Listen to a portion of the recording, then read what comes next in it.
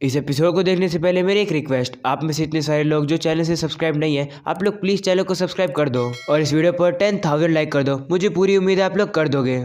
Farming life in another world के episode 7 की starting में हम लोग हिराको को देखते हैं। वो कहने लगता है, मैं अब इस विलेज का मेयर हूँ, लेकिन मेरा काम करने का रूटीन बिल्कुल भी चेंज नहीं हुआ है। जिसके बाद हम लोग देखते हैं ज़ाबुटोन खतरे की घंटी बजाने लगता है। तभी कूड़ा लाकर हिराको को बताती है कि डीमन किंगडम से एक मैसेंजर आया है। ये सुनकर हिराको शौक होकर कहता है, एक मैसेंजर? और अब अगले सीन में हम लोग देखते हिराको उस मैसेंजर से मिलने आता है। वो मैसेंजर अपना नाम बीजल बताता है। वो कहता है, मैं यहाँ के लीडर से बात करना चाहता हूँ। तो हिराको से कहता है, बोलो, मैं हूँ यहाँ का मेयर। ये सुनकर बीजल हिराको को एक गिफ्ट देता है। वहीं इस गिफ्ट को देखकर लू काफी ज्यादा खुश होती है। बीजल कहने लगता है, मेरे पास डीमन लॉर्ड का एक मैसेज है, वो तुम्हारे यहाँ के सेटलमेंट के बारे में डिस्कस करना चाहते हैं। ये सुनकर हिराको याद करता है कि लू ने उसे एक बार बताया था कि ये जगह डीमन लॉर्ड के अंडर में आती है। हिराको सोचने लगता है कि क्या डीमन किंग ये चाहते हैं जितने समय भी मैं इस जगह पर रहा हूँ वो मुझसे इस चीज का टैक्स लेना चाहते हैं, या तो वो मुझसे कहना चाहते हैं कि मैं इस प्रॉपर्टी से दूर हो जाऊँ। और अब हिराको सोचता है कुछ भी करने से पहले मुझे लू और टिया की एडवाइस ले लेनी चाहिए। जिसके बाद उनकी तरफ देखता है तो लू और टिया उसे इशारे करके कहती हाँ। और अब हिराको सोचता है कि मेरी पहली ड्यूटी होने वाली है मेयर के तौर पर, इसलिए मुझे इसे अच्छे से हैंडल करना होगा। और अब वो बीजल से कहते हैं, डीमन लॉर्ड को कहो कि हमें इस जगह पर रहने दे, उसके बदले में टैक्स के तौर पर हम लोग अपनी फसल का कुछ हिस्सा आपको देंगे। हिराको सोचता है मुझे सबसे पहले दिखाना होगा कि मेरा कोई भी इरादा नहीं है डीमन लॉर्ड के खिलाफ जाने का। जिसके बाद वो बीजल को टैक्स का रेट 10% बताता है। ये सुनकर बीजल काफी शौक हो जाता है। तो हिराको सोचता है कि क्या मैंने कम बता दिया। और अब बीजल कहता है, क्या तुम इस अरेंजमेंट से सेटिस्फाइड हो? तो हिराको कहता है, हाँ, लेकिन तुम लोग को हर साल विंटर शुरू होने से पहले फसल को उठाने आना होगा। तो बीजल कहते हैं, ठीक है, समझ गया, आगे से हम लोग ऐसे ही करेंगे। ये सुनकर हिराको सोचता है कि क्या ये इतनी जल्दी सेटल हो गया। और अब अगले सीन में हम लोग देखते हैं हिराको एग्रीमेंट पर साइन कर देता है। हिराको कहता है कि टैक्स के तौर पर हम लोग इन्हें फसल तो देंगे, लेकिन हम इन्हें दूध, अंडे, शहद और अल्कोहल नहीं देंगे। अगर उन्हें वो चाहिए तो उनके लिए उन्हें ट्रेडिंग करनी होगी। जिसके बाद हिराको बीजल को जाते टाइम एक गिफ्ट दे देता है। और अब बीजल वहां से चले जाता है। वहीं हिराको सभी से पूछता है, क्या मैंने सही तरीके से इस काम को हैंडल किया?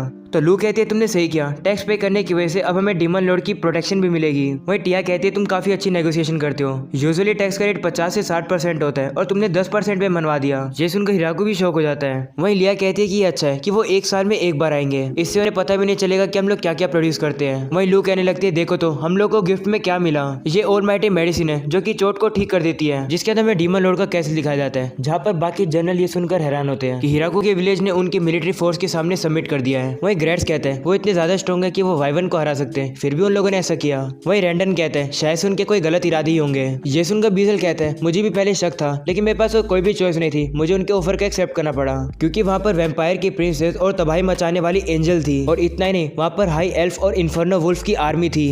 और जो एंजल मुझे लीडर के पास लेकर गई वो तीनों किलर एंजल्स थी। अगर मैं उनके ऑफर को मना करता तो वो लोग हमारे दुश्मन बन जाते हैं। उन्होंने मुझे ये गिफ्ट भी दिया। जिसके बाद हम लोग देखते हैं वो लोग उस गिफ्ट को खोलते हैं, उसके अंदर होते हैं एप्पल्स। ग्रैड्स उसे खा के देखता है, उसे वो काफी ज्यादा टेस्टी लगते हैं। जिसके बाद बीजल उस गिफ्ट के कपड़े को देखता है और कहता है, ये तो ग्रेट डीमन स्पाइडर ने बनाया है, ये वही स्पाइडर है जिसने प्रीवियस डीमन लॉर्ड्स के साथ बराबरी की फाइट करी थी। जैसे ही रैंडन ये सुनता है वो कहता है, मैं तो रिजाइन कर रहा हूँ, उनके पास इतने पावरफुल लोग हैं। और अब अगले सीन में हम लोग देखते हैं द्राइम, जो कि ड्रैगन्स का ट्रू रूलर है, वो हिराको के विलेज में आता है। वहीं द्राइम का सर्वेंट हिराको को एक गिफ्ट देता है, तो वो लोग भी उस गिफ्ट को एक्सेप्ट कर लेते हैं। उस गिफ्ट के अंदर काफी एक्सपेंसिव तलवार होती है। हिराको इसके लिए उनका शुक्रिया करता है और कहता है, वैसे तुम लोग यहाँ पर क्यों आए हो? तो सर्वेंट बताता है कि हमारा घर यहाँ से थोड़ा दूर है, लेकिन आप हमारे नेबर हो, इसलिए हमें लगा कि आपसे हमें ग्रीटिंग करनी चाहिए। ये सुनकर हिराको कहते हैं, ये तो काफी अच्छी बात है, लेकिन तुम्हारे मास्टर अपना सर क्यों झुकाए हुए हैं? तो वो सर्वेंट हिराको से माफी मांगता है और अपने मास्टर को सर ऊपर करने के लिए कहता है। द्राइम भी मान जाता है और वो अपने सर को ऊपर करता है और वो काफी बड़ा ड्रैगन लगता है अब तो।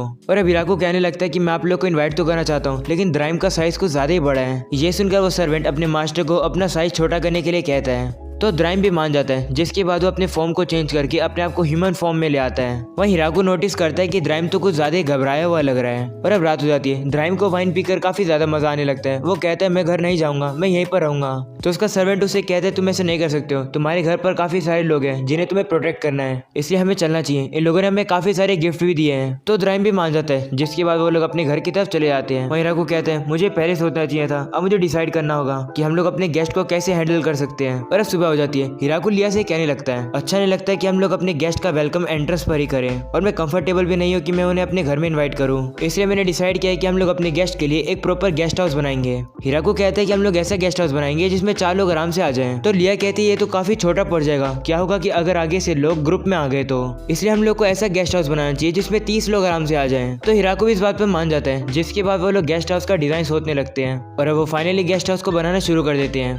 और अब हिराकू कहते हैं नेक्स्ट हम लोग को सीखना होगा कि हम अपने गेस्ट को ग्रीट कैसे करेंगे। जिसके बाद वो ग्रैंड मारिया और बाकी एंजल से कह देता है कि तुम लोग पैरामीटर को डिफेंड करने का काम करोगे और गेस्ट को यहाँ पर गाइड करने की बजाय तुम लोगों ने कैप्चर करके विलेज के एंट्रेंस पर ले आओगे और मैं ज़ाबूटोन को कहकर अपने गेस्ट के लिए एक न्यू सिग्नल बनवाऊंगा। जिसके बाद हम लोग देखते हैं हिराकू ज़ाबूटोन को एक बेल दे देता है जो कि लिया और बाकी एल्फ ने बनाई है। और अब हिराकू कहता है अगला हम लोग अपने गेस्ट को ट्रीट कैसे करेंगे। मैंने सजेस्ट किया कि मैं, लू और टिया अपने गेस्ट को ग्रीट करेंगे। तभी दागा कहने लगता है क्या होगा अगर हमारे दुश्मन अपना भेस बदलकर हमारे गेस्ट बनकर आए। और अब इसी बात को सोचते हुए वो हिराकू के आइडिया को रिजेक्ट कर देते हैं। जिसके बाद वो अपने ग्रुप के अंदर कुछ हाई एल्फ, मेड, लिजर्डमैन को भी ऐड कर देते हैं ताकि वो लोग गेस्ट का वेलकम कर सके, साथ ही सिक्योरिटी भी रख सके। जिसके बाद हिराकू बताता है कि फ्लोरा भी इस वेलकमिंग ग्रुप को ज्वाइन करना चाहती है, लेकिन हिराकू से कहते हैं कि वो उस गेस्ट पर नजर रखे जो कि रात तक रुकेंगे। तो फ्लोरा भी मान जाती है। जिसके बाद वो कहती है अगर तुम चाहो तो मैं पूरे समय उनके ऊपर नजर रख सकती हूँ। और अब हिराकू हमें बताता है कि फ्लोरा ऐसा कर सकती है क्योंकि लू और फ्लोरा काफी दिनों तक बिना सोए रह सकते हैं, लेकिन हिराकू से कहते हैं कि थोड़ा बहुत रेस्ट तो लेते रहना। और अब अगली सुबह हम लोग देखते हैं उनके विलेज में नए गेस्ट आ जाते हैं जो कि होते हैं बीस्टमैन।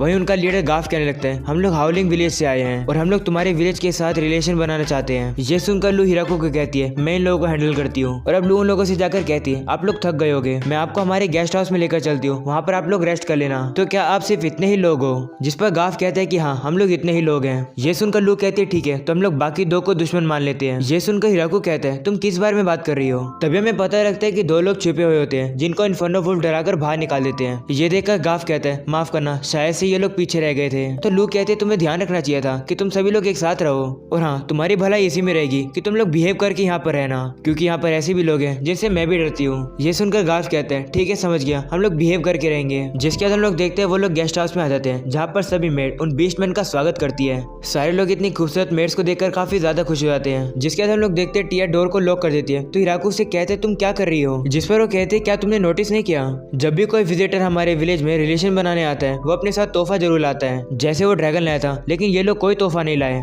ये सुनकर हिराकू कहते हैं क्या इसका मतलब ये लोग फ्रेंडली नहीं है? जिस पर टिया कहती है पता नहीं, लेकिन अगर ये लोग रूल्स को फॉलो नहीं करेंगे तो इन्हें हमारी विजिटर ट्रीटमेंट नहीं मिलेगी। और ऊपर से मुझे इस बारे में चिंता हो रही है कि दो लोग छिपे क्यों हुए थे। जिसके बाद हम लोग देखते हैं वो सारे बीस्टमैन को खाने में फल फूल खिलाएंगे। इस वजह से हिराकू को थोड़ा बुरा लगता है। वो मेड से कहता है कि हम लोगों ने थोड़ी वाइन दे सकते हैं। ये सुनकर मेड गुस्सा होती है और कहती है नहीं, वो हमारे लिए कोई भी गिफ्ट नहीं लेकर आए। और अगले सीन में हम लोग देखते सारे बीस्टमैन वो कच्ची सब्जियां काफी मजे से खा रहे हैं। उन्हें देखकर हिराकू को बुरा लग रहा होता है, इसलिए वो उन्हें वाइन दे ही देता है। लेकिन मेड की रेस्ट्रिक्शन पर एक पर्सन 2 गिलास से ज्यादा नहीं पिएगा। हिराकू सोचता है कि हमें नहीं पता है कि ये हमारे दुश्मन है या फिर नहीं, लेकिन ये काफी दूर से आए हैं, इसलिए मैं इन्हें काइंडनेस दिखाना चाहता हूँ और अब मैं इनसे पूछूंगा आखिरकार ये करने क्या आए हैं। और अब वो गार्फ से पूछता है तुम्हारा विलेज कैसी जगह है? तो गार्फ बताता है कि हमारा विलेज 500 साल पुराना है और वहाँ पर कम से कम 100 लोग रहते होंगे। और अब हिराकू बताता है कि इनका विलेज हाउलिंग विलेज उन लोगों से भरा हुआ है जो कि अपनी जिंदगी में हंटिंग और माइनिंग करते हैं और ये लोग माउंटेन के पार ह्यूमन विलेज में ट्रेडिंग करके ही सर्वाइव कर पाए हैं, लेकिन किसी रीजन की वजह से इनकी ट्रेडिंग रुक गई है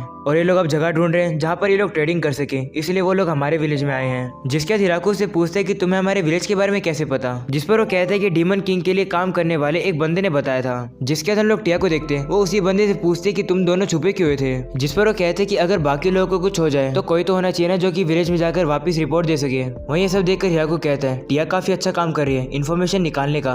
और अब सुबह हो जाती है। हिराकू का पता लग जाता है कि सारे बीस्टमैन उनके दुश्मन नहीं है, बल्कि सच्ची में वो हमारे साथ ट्रेडिंग करना चाहते हैं। गार्फ कहने लगता है कि हम लोग करेंसी का यूज नहीं करते हैं, तो हिराकू से कहते हैं हम भी नहीं करते हैं। और अब हिराकू सोचते हैं कि हमें करेंसी एक दिन बनानी तो पड़ेगी। और अब गार्फ कहने लगता है क्या तुम लोग हमारे विलेज में आके ट्रेडिंग कर सकते हो? क्योंकि इतना सारा सामान टाइम पर इधर से उधर लेकर जाना हमारे लिए काफी ज्यादा मुश्किल है। ये सुनकर हिराकू सोचता है कि मैं तो कुरो और बाकी डॉग्स का यूज कर सकता हूँ सामान को इधर से उधर लेकर जाने के लिए। और अब वो गार्फ से कहते हैं ठीक है तुम्हें क्या ट्रेड करना है? जिस पर वो कहते हैं कि हमने अपने हाथों से ये चम्मच गिलास वगैरह बनाए हैं, उन्हें हम लोग ट्रेड करेंगे। ये सुनकर हिराकू कहता है मुझे ये सब चाहिए। और अब गार्फ कहता है बदले में तुम हमें खाने का सामान दे देना। तो हिराकू भी उसकी बात को मान जाता है और इसी के साथ शुरू हो जाता है हिराकू का हाउलिंग वुल्फ के साथ ट्रेड रिलेशनशिप। और सारे बीस्टमैन वहाँ से जाने लगते हैं। गार्फ हिराकू से कहता है मुझे माफ करना, मुझे नहीं पता था कि ऐसे ट्रेडिशन भी होते हैं कि दूसरे विलेज में जाओ तो उनके लिए गिफ्ट लेकर जाने होते हैं। हमारे विलेज में ऐसे ट्रेडिशन नहीं होते, लेकिन अगली बार मैं गिफ्ट जरूर लाऊंगा। लेकिन हमारा विलेज गरीब है, इसलिए हम लोग अच्छा गिफ्ट नहीं ला पाएंगे। तो हिराकू से कहते कोई बात नहीं, गिफ्ट जरूरी नहीं है, उसके पीछे की फीलिंग्स जरूरी है।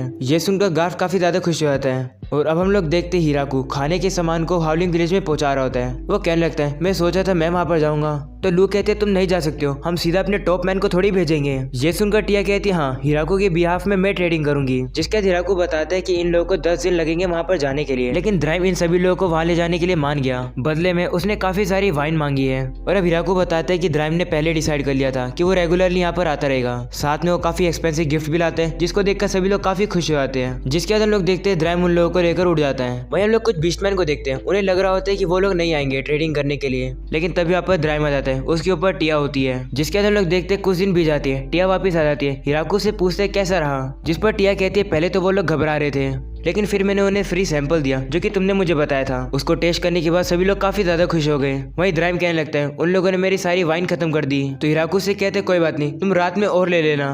ये सुनकर ड्राइव खुश हो जाता है और कहते हैं तुम काफी बेस्ट मेयर हो। जिसके टिया कहने लगती है कि हाउलिंग विलेज के मेयर ने कहा है कि क्या वहाँ के कुछ लोग यहाँ पर रहने आ सकते हैं। तो हिराकू कहता है हाँ हमें जरूरत तो है लोगों की, कितने लोग हैं। जिस पर टिया कहती है कि 20 लड़कियां हैं जो कि आना चाहती है। ये सुनकर हिराकू सोचता है कि हमारे विलेज को लड़कों की जरूरत है, ऐसा चलता रहा तो हमारे विलेज का फ्यूचर ही नहीं रहेगा। और अब हिराकू टिया से कहता है एक शर्त है, वो कहो कि वो साथ साथ 2 यंग लड़कों को भी भेजे।